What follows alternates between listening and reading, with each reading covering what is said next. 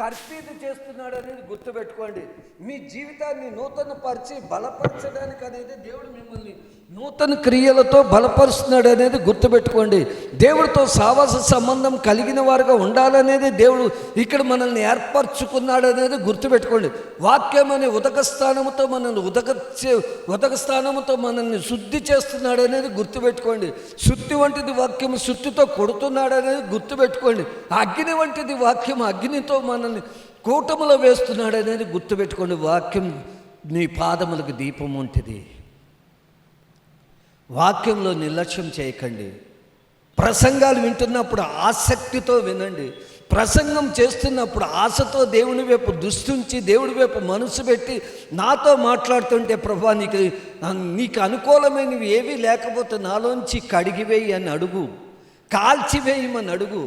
ప్రభా నన్ను ఒక్కసారి దర్శించని అడుగు, నా పీత వస్త్రాలు తొలగించేమని అడుగు. లాజర్ చనిపోయాడు. లాజర్ ఏమైపోయాడండి? చనిపోయాడు. సమాధి దగ్గరికి వెళ్ళాడు, నిలబడ్డాడు కానీ బయటికి రాలేదు. వచ్చాడా? ఎప్పుడు వచ్చాడు? పీత వస్త్రములు ఇప్పుతేనే బయటకు వచ్చాడు. ఇప్పుడు కూడా అంతే. సాగులు అనేది మీరు పీత వస్త్రాన్ని ఇప్పుకుని వస్తేనే దేవుడిలో మీరు నడవగలరు. నడవాలి, మీకు ఆశ ఉంది కానీ నడవలేకపోతున్నారు. లాజరు సమాధిలోంచి లేచాడు, బయటకు రావాలని ఆశ ఉంది కానీ రాలేకపోయాడంటే కారణం ఏంటండి? రాలేకపోయాడంటే కారణం ఏంటి చెప్పండి? ఏం అడ్డున్నాయండి? పీత వస్త్రాలు. ఆ పీత వస్త్రాలు ఎవరు ఇప్పారండి? పేతురు. ఇప్పిన తర్వాత ఏమయ్యాడండి? బయటికి రాగలిగాడు. అది అంతేగాని సాగుల నుంచి బయటికి రండి. నేను కూడా సాగులు చెప్పగలను. ప్రభా 3 ఆరాధనలు ఉన్నాయి, నేను నడిపించగలనా అని సాగులు చెప్పి పడుకోవచ్చు. నాకు షుగర్ ఉంది ప్రభా, నేను నిలబడలేను ప్రభా అని సాకులు ఉంది నేను చెప్పచ్చు. ఆకలేస్తుంది ప్రభా, పొద్దునుంచి అన్నం తినలేదు ప్రభా, నేను 4ంటికి కిందకి దిగా, అప్పటిదాకా ఎవరో ఒకళ్ళు వస్తున్నారు మాట్లాడుతూనే సరిపోయింది. ఆకలేస్తుంది ప్రభా, నేను సాయంకాలం ఆరాధన నేను చేయలేను ప్రభా, ఎవరికైనా సాకులు చెప్పుకోవచ్చు. ఎన్నో సాకులు ఉంటాయి. అంటే నేను పాపం చేసినవాడిని. ఏం చేసినవాడిని అండి? దేవుడిచ్చిన జీవవాక్యాన్ని నేను అందించకపోతే మీకు, నేను దేవుడు బోధించమన్న బోధన మీకు అందించకపోతే ఏం చేసిన వాళ్ళం అవుతామండి? పాపం చేసిన. అందుకే దేవుడు మీకు ఇచ్చిన తలాంతులు పాత పెట్టకపోతే భలే మంచి దాసుడా అని లాస్ట్ దాసుని ఏమన్నాడు? చెడ్డ దాసుడా అన్నాడు. అంటే మనం ఉండి, అవకాశం ఉండి, సమయం ఉండి మనం వాడుకోకపోతే దేవుడి దగ్గర నిలబడకపోతే వ్యర్థమే. ఎంత మీకు టాలెంట్ ఉంటే ఏమి లోకములో, ఎంత పేరు కీర్తి ఉంటే ఏమి, ఎంత చదువు ధనము ఉంటే ఏమిలా, పీత వస్త్రాలు కట్టుకుని లాజర్లాగా సమాధి దగ్గర ఉండిపోయినట్టే. ఎప్పుడు పీత వస్త్రాలు ఇప్పబడ్డాడో బయటకు వచ్చాడు. మీరు సాగులనే పీత వస్త్రాలు ఇప్పుకుంటేనే బయటకు రాగలుగుతారు. ఎందుకంటే సేవ అంటే, పరిచర్య అంటే, మనం విశ్వాసం అంటే సాగులు చెప్పుకోవడానికి కాదు. అది అన్యులు చెప్పుకుంటారు సాగులు.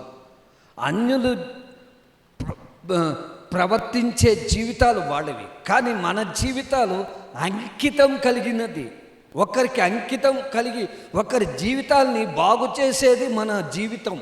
క్రైస్తవత్వములో మన త్యాగాన్ని బట్టే, మన సమర్పణ బట్టే, మన అర్పణ బట్టే ఒక జీవితాన్ని మార్చగలుగుతాం, ఒక జీవితాన్ని బతికించగలుగుతాం, ఒక జీవితాన్ని వెలుగులోకి తీసుకురాగలుగుతాం. చీకట్లోకి వేయటానికి కాదు. దీపము కొంచెం కింద పెట్టుకున్నావా, మంచం కింద పెట్టుకున్నావా, దీపస్తంభం మీద పెట్టావా? ఈరోజు నువ్వు ఆలోచించు. ప్రతి ఒక్కరు అంటాం, మేము క్రైస్తవులు ఎన్నో సంవత్సరాలు అండి, మా తరం ఇలాంటిదండి, మా వంశం ఇలాంటిదండి, మా తండ్రి ఇలాంటి, మా తాత ముత్తాత. ఎందుకు వీళ్ళందరూ మీకు? నీ దీపం వెలుగుతోందా లేదా? నీ దీపం స్తంభం మీద ఉందా లేకపోతే కొంచెం కింద ఉందా? మీ తాత ముత్తాత, మీ తాతలు ముత్తాతలు సేవకులైన పరిచారకులైన మిమ్మల్ని పరలోక రాజ్యంలోకి తీసుకెళ్ళరు. నీ దీపం నువ్వు దీపం స్తంభం మీద పెడితేనే, నీ పీత వస్త్రాలు ఇప్పుకుంటేనే, నువ్వు దాన్ని తొలగించుకుంటేనే, సాగులు అనేవి తొలగించుకుంటేనే నువ్వు పైకెళ్ళగలుగుతావు. లేకపోతే అక్కడే, ఎక్కడ వేసిన వారు అక్కడే ఉంటారు. అందుకనే ఇక్కడ ఒక విషయాన్ని మీకు గుర్తు చేయాలని 1వ దశకంలో 2వ అధ్యాయము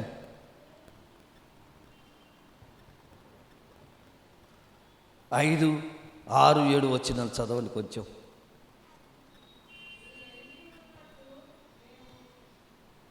అదే చదవండి.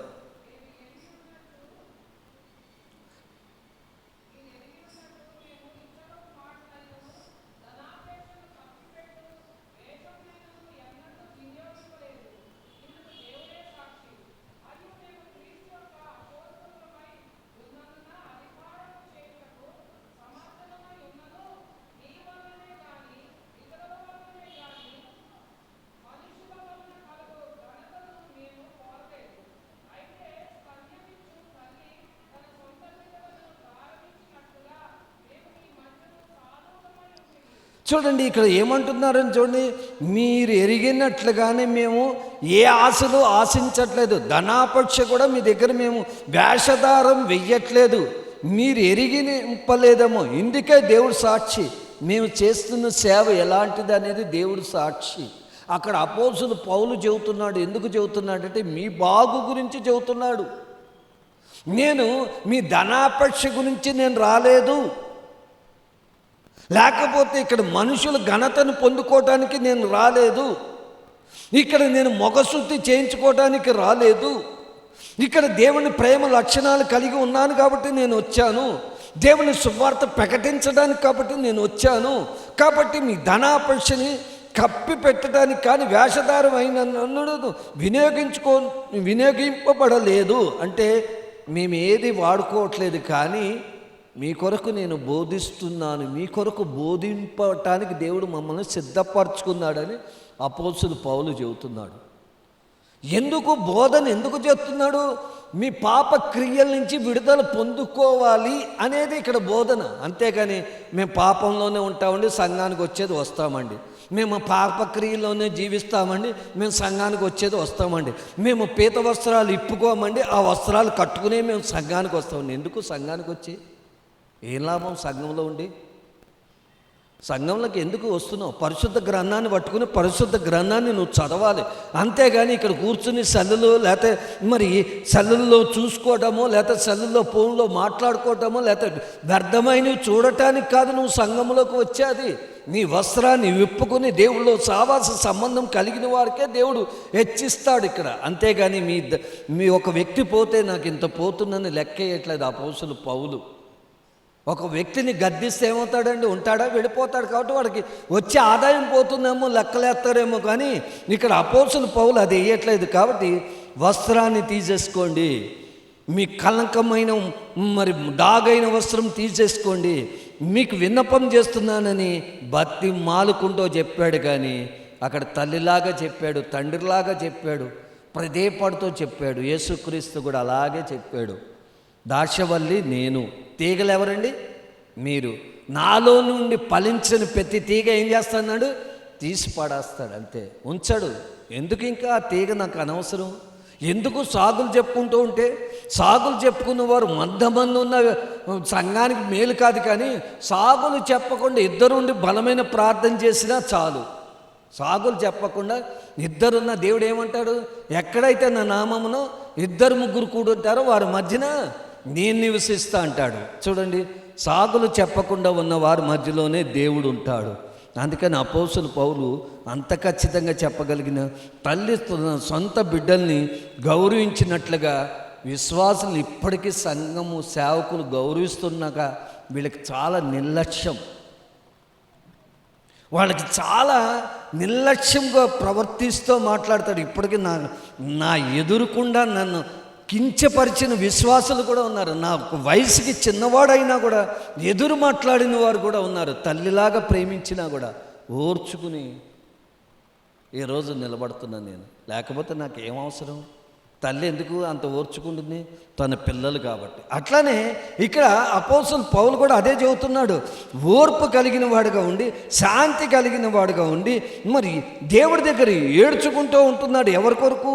అదే అవిధేయుల కొరకు, విధేయత లేని వారి కొరకు, ఎదురు తిరుగుతున్న వారి కొరకు, ఎదురు చెప్తున్న వారి కొరకు. బాగుపడరా నాయన, నాశనం అయిపోకురా అంటే వారికి ఎట్లా ఉందంటే వాళ్ళు ఏదో చెప్పేస్తున్నారు అంది. అందుకని ఈరోజు గమనించండి, దేవుడి పేరట నేను ఒక్కటే చెబుతున్నాను, ఈ లోకము మాయాకరం. ఈ లోకం ఎలాంటిదండి? మాయాకరం. అందుకని యేసు ప్రభువుని కొండ మీదకి తీసుకెళ్ళి ఏం చూపించిందండి? ధనాన్ని చూపించింది.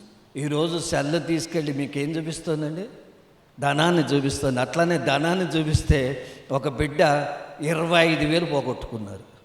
ఎంత అంటే ఒక 5,000 మీకు 30,000 వస్తాయి, ఇంకో 5,000 50,000 వస్తాయి, ఇంకో అట్లా వేస్తే వీళ్ళకి అనుమానం వచ్చిందట, ఇంకా డబ్బులు రావట్లేదేంటి, ఇంకా డబ్బులు రావట్లేదంటే వాడు అప్పుడే ఫోను స్విచ్ ఆపేసి కూర్చుందంట. 25,000 30,000 పోగొట్టుకుని లవో దివో నా దగ్గరికి వచ్చి చెబుతున్నారు. మీకు ఎవరు చెప్పారు అంటే, వాడు చెప్పాడు కదా అంకుల్, వాడు చెప్పాడు. ఏమైంది ఇప్పుడు? తల్లిదండ్రులకేమో చదువు రాదేమో, వాళ్ళని ఏదో చేసేసి చూసేసి ఫోన్లో ఏవో వచ్చేస్తాయని ఆశతో వెళ్ళారు. ఉన్నది పోయింది, బ్యాంకులో ఉన్నదంతా ఊడ్చేసుకున్నాడు. కష్టపడిన రూపాయి దేవుడికి ఇవ్వటానికి ఆలోచిస్తారు. దోచుకునేవాడికి కళ్ళ ముందు ఐశ్వర్యం చూపించాడు, స్వర్గాన్ని చూపించాడు. ఏం చూపించాడండి? స్వర్గాన్ని చూపించాడు. నిజంగా స్వర్గంలోకి వెళ్ళిపోదాం అనుకున్నారు, వాళ్ళు స్వర్గంలోకి వెళ్ళలేదు, అప్పుల్లోకి వెళ్ళిపోయారు. ఎక్కడికి వెళ్ళిపోయారండి? ఇప్పుడు ఏం చేస్తున్నారు? ఎంత కష్టపడినా అప్పులు తీర్చబడట్లేదు. ఎంత కష్టపడినా. సెల్ వచ్చాక మనుషులు ఎంత మోసపోతున్నారో, ఎంత నష్టపోతున్నారో ధనంగా. అప్పుడు సెల్ లేనప్పుడు ఎలా ఉండేదండి? మగవాళ్ళు పేకాడలు ఆడేవారు. ఏం ఆడేవారు? ఎక్కడెక్కడో వెళ్ళి అప్పుడు అలా ఆడేవారు. ఆస్తులు నాశనం చేశారు. ఇప్పుడు సెల్ వచ్చాక ఏం చేస్తున్నారు? చీకట్లో కాదు, వెలుగులోనే ఆడుతున్నారు. అబ్బాయి ఎవరికి తెలియదు కదా అని కనపడకుండా దోచేస్తాను. ఏం చేస్తానండి? ఇటు ఆడవాళ్ళు తయారైపోయారు ఈ మధ్యన, మగవాళ్ళే కాదు ఆడవాళ్ళు కూడా తయారైపోయారు. అది నొక్కుకుంటూ కూర్చుంటున్నారు. ఏంటో నేను ఒకరోజు చూస్తే అదొక ఆట ఆడుకుంటూ డబ్బులు వస్తాయి కదా, మీ డబ్బులని పోతాయని తెలియదు. మీ జీవితంని ఎక్కడ తీసుకెళ్ళిపోతుందో తెలియదు. దీనివల్ల ఏమైందంటే 2 ప్రాణాలు కూడా పోయినాయంట. 2 ప్రాణాలు పోయినాయంట. జాగ్రత్త అండి. ఇవే పీత వస్త్రాలంటే అవి కట్టుకునే కూర్చుండు. నిజంగా దీంట్లో పడితే కనుక నిజంగా చెబుతున్నాను, దేవుని వాక్యం కానీ ప్రార్థన కానీ మనసు ఉండదు. ఏముండదండి?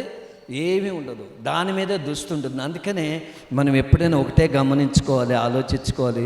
కీడు నుంచి బయటకు రమ్మంటున్నాడు. అందుకే దేవుడు ఏమంటున్నాడు? 26వ వచనంలో, తండ్రి యొద్ద నుండి మీ యొద్దకు నేను పంపబడి ఆదరణకర్త అయి ఉన్నాను. అక్కడ ఏమన్నాడండి? 15-20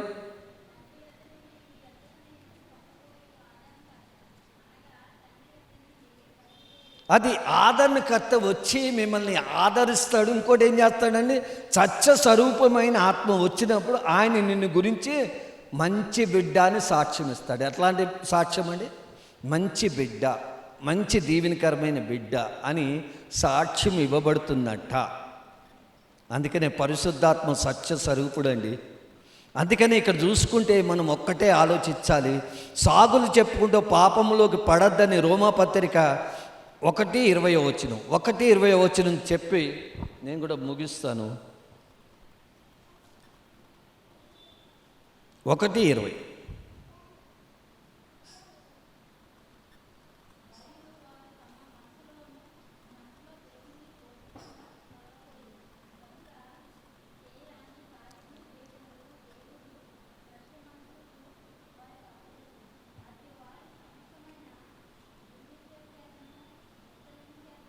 21 చదవండి.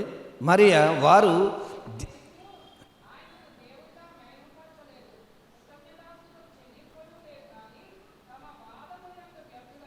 అది ఇక్కడ ఏముందండి? వారు దేవుణ్ణి ఎరిగి, ఏమి ఎరిగండి? దేవుణ్ణి ఎరిగి. ఇప్పుడు మనం దేవుణ్ణి ఎరిగి ఏం చేస్తున్నాం? దేవుణ్ణి మహిమపరచకుండా ఈ సాతానుని మహిమపరుస్తున్నాం.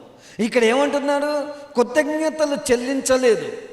ఇంకోటి ఏమన్నారు? కానీ తమ వాదనలు ఎందును వ్యర్థము. వారి వివేక ఉదయములు ఏమైందండి? వివేక ఉదయం ఏమైందండి?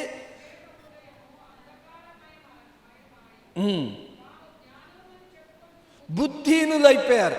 ఏమైపోయారు? నేను చెప్పినవన్నీ ఏమైనాయండి? ఆఖరికి మేము జ్ఞానము, మాకు షార్ట్కట్లో ధనం వచ్చేస్తుంది, షార్ట్కట్లో మేము ధనవంతులం అయిపోతాం అన్నవారు ఆఖరికి ఏమైపోయారండి? వాళ్ళు బుద్ధిహీనులు. అంధకారమయమను తన జ్ఞానం అని చెప్పుకుంటూ ఏమైపోయారు? ఆఖరికి బుద్ధిహీనులు. అలాగే మనం కూడా దేవుని విడిచిపెట్టి పరిగెత్తుతుంటే బుద్ధిహీనులమే. ఈ మాటలు మీకు కొంచెం దేవుళ్ళలోకి రావటానికి మార్గం తెరిచి దేవుని యందు నిలబడటం అనేది మన ముఖ్యం. లోక జ్ఞానాన్ని విడిచిపెట్టండి, బుద్ధిహీనతను విడిచిపెట్టండి, లోక సావాసాన్ని విడిచిపెట్టండి, ఆత్మీయ చీకటి నుంచి ఆత్మీయ వెలుగులోకి రండి. యేసు ప్రభువుని కూడా ఒక్క మాట అంది, ఎంత గొప్ప మాట అందండి చెప్పండి. చెప్పాలి, మీకు తెలుసు కదా, వాక్యం మీకు కంఠస్థం కదా. మత్తయి సువార్త ఏమంది? పరలోకం కొండ శిఖరము నుంచి ఏమంది? నువ్వు దుంకుతే నీకు దూతలు వచ్చి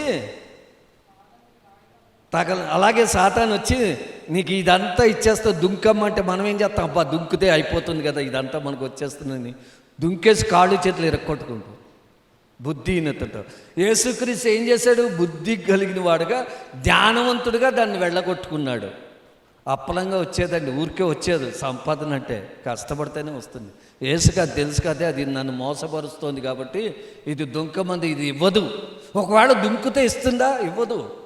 అందుకనే అక్కడ నేను ఒకప్పుడు చెప్పాను కదా, నేను మా నాన్నగారు మంగళవారం సొంతకెళ్ళరా అంటే ఇచ్చాడు 10 రూపాయలు. ఎంత ఇచ్చాడు? 10 రూపాయలు ఇచ్చాడు. 10 రూపాయలకి 3 ముక్కలు ఆట ఆడితే నాకు 20కి 40 వస్తాయని చెప్పాడు. 10కి ఇంత వస్తాయంటే నేను ఒకసారి పెట్టా, వచ్చాయి. 2 సార్లు పెట్టా, 3వ సార్లు పోయినాయి. మిగిలినేంటి? 0 మిగిలి మా నాన్నతో తన్నులు తిన్నాను. ఏమైంది? ఆశ నిరాశ. ముందు ఏమైంది? స్వర్గాన్ని చూపించింది, తర్వాత ఏం చూపించింది? దుఃఖాన్ని చూపించింది. అలాగే 3 ముక్కల ఆట అప్పటి నుంచి మళ్ళీ ఇప్పటి వరకు ముట్టుకోలేదు. ఆ దెబ్బ నా జీవితంలో నాటుకుపోయింది. అమ్మో వీటి జోలికి వెళ్ళకూడదు అనేది. నేను ఎప్పుడు మా ఇంట్లో ఎవరైనా ఫంక్షన్లైనా పెళ్ళిళ్ళైనా సరదాగా మా అన్యులం కదా ఆడుకుంటూ కూర్చునేవారు. ఒరే రారా కూర్చొని అంటే దాని జోలికి వెళ్ళేవాడిని కదా, అది గుర్తుకొచ్చేది. ఎందుకు వచ్చింది? నా జీవితాన్ని నేను పాడు చేసుకోవటం అనేది. ఆ 3 ముక్కల ఆటలతో నాకు పెద్ద దెబ్బే తగిలింది. చెప్తున్నా, ఒక్కసారి దెబ్బ తగిలితే మారాలి మనిషి. ఇంకా ఎన్ని దెబ్బలు తగిలించుకుంటూ ఉంటాం, మారకపోతే మనకి ఇంకా తగులుతూనే ఉంటాయి. దేవుడు అదే చెబుతున్నాడు, జ్ఞానం ఉపయోగించి. అక్కడ అపవాదిగాడు మరి శిఖరం మీదకి తీసుకెళ్ళి, అంధకారము మీదకి తీసుకెళ్ళి, ఈ లోకంలో ఉన్న ధనమంతా నీకు ఇస్తాను, నువ్వు నాకు సాగలపడతా అంటే సాగలపడ్డాడా? మొక్కాడా? మొక్కలేదు కదా. మరి మనం ఎందుకు మొక్కుతున్నావు? ఎందుకు మొక్కుతున్నావు? ఎందుకు మొక్కుతున్నారు? కడపే దేవుడు కదా. ఈ ఆకలి మీరు ఎంత సంపాదించినా రోజుకి 20 రూపాయలు ఖర్చు పెట్టరు కదా. ఒక 1/4 కిలో బియ్యము, నేను లెక్క చెబుతాను, ఒక 1/4 కిలో కూర, ఒక 100 గ్రాముల నూనె, ఇవన్నీ కలిపితే ఎంత అయిందండి రోజు భోజనంకి మనిషికి? 20 రూపాయలు. అదే నలుగురు ఉంటే ఎంత? దీనికి ఈ కడుపు భోజనం కొరకు మనం ఎంతవరకు పరిగెత్తుతాం? ఈరోజు 50,000 1,00,000 వచ్చేవాళ్ళని పరిగెత్తుతాం. అంటే నీ కడుపు నింపడానికి దేవుడు ఇచ్చిన దాన్ని బట్టి తృప్తి పడకుండా, దేవుడితో సావాసం లేకుండా. అందుకే అంటున్నాడు కదా 21వ వచనంలో, వీరు దేవుణ్ణి ఎరగకయు.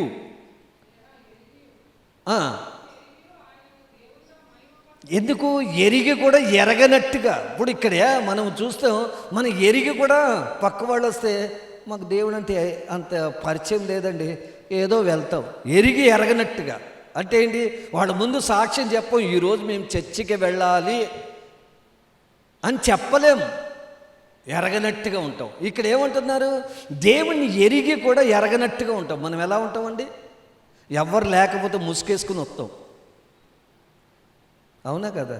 లేకపోతే ఎవరు రావట్లేదు కదా అని పరిగెత్తుకుంటూ చంకలో బైబిల్ పెట్టుకోకుండా కవర్లో పెట్టుకుని వస్తాం. ఇవన్నీ మనం కావాలని చేస్తున్నాం. అందుకని ఇక్కడ ఏమంటున్నాడు? దేవుణ్ణి ఎరిగి ఆయనను దేవుణ్ణిగా మహిమపరచలేదు. మనం ఎరిగి మనం ఎరగనట్టు ఉంటున్నాం. అన్యులు చెబుతారు, అబ్బాయి వీళ్ళు దేవుణ్ణి నమ్ముకున్న బిడ్డలు గొప్పవాళ్ళు అని చెబితే మనం దేవుణ్ణి నమ్ముకోని బిడ్డలుగా ఉంటాం.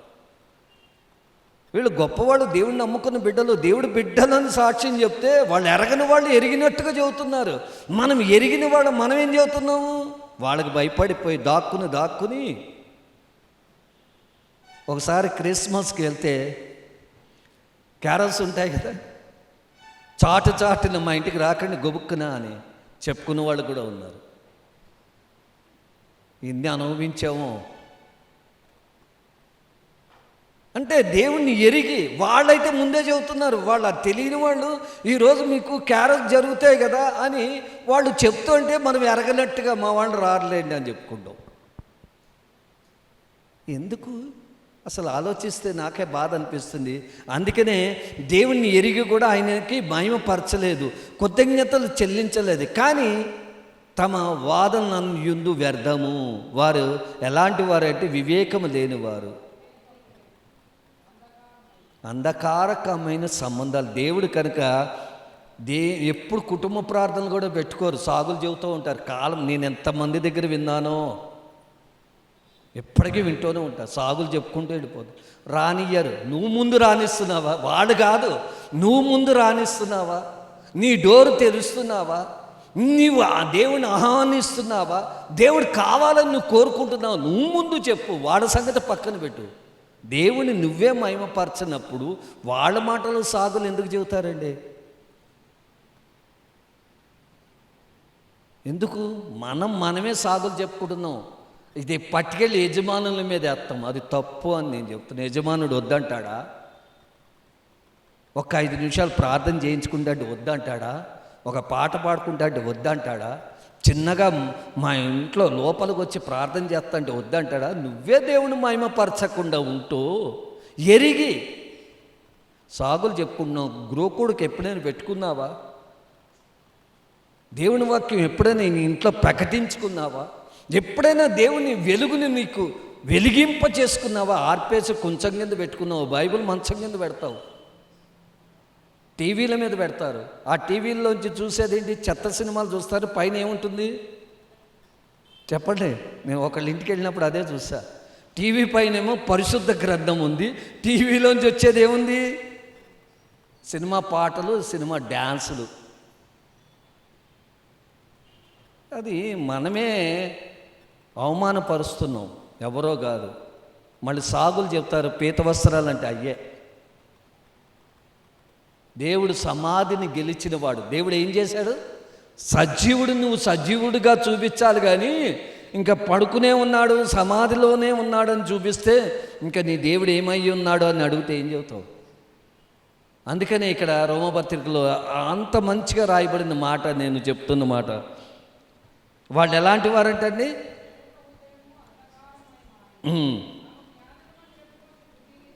అది చూసారండి, జ్ఞానం అని చెప్పుకుంటూ బుద్ధి లేని వారు. అందుకనే వారు దేవుని మహిమపరచరు. 23లో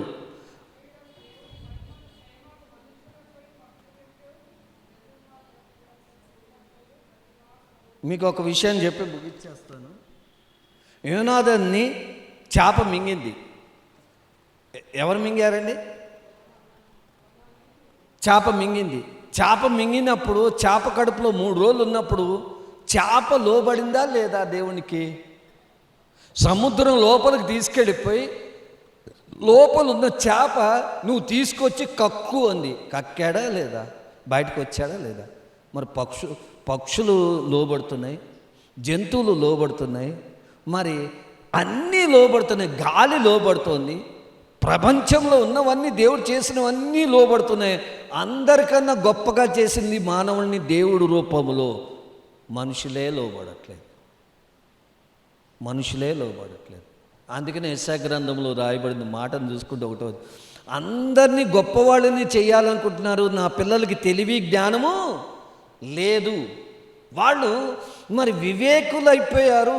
వాళ్ళు మంచి మార్గంలోకి తీసుకొచ్చి దీవించాలి అని అంటే దీవించబడలేదు అని చెప్పబడింది. అందుకనే ఈ రోజుల్లో చాలామంది ఏం కోరుకుంటున్నారంటే, దేవుడిచ్చిన తోటని విడిచిపెట్టేసి ఆ అవ్వ ఏం ఆశించిందండి? రమ్యం అంటే తీగ వేరైపోయింది. అందుకనే దేవునికి దూరం అయిపోయింది. ఈరోజు కూడా రమ్యాన్ని కోరుకోవద్దు, అందాన్ని కోరుకోవద్దు. కష్టపడాలి, సంపాదించుకోవాలి, తినాలి, దేవుణ్ణి స్తుతించాలి. దేవుని ఎరిగి ఉన్నాం కాబట్టి దేవునిగా నువ్వు అంగీకరించాలి. నువ్వు లోకంలో దేవుణ్ణి ఒప్పుకుంటే పరలోకంలో తండ్రి ముందు నిన్ను ఒప్పుకుంటాడు, లేకపోతే ఒప్పుకోడండి. నేను చెప్తున్నాను. ఎన్ని రోజులు సాగులు చెప్పుకుంటే బతుకుతారు?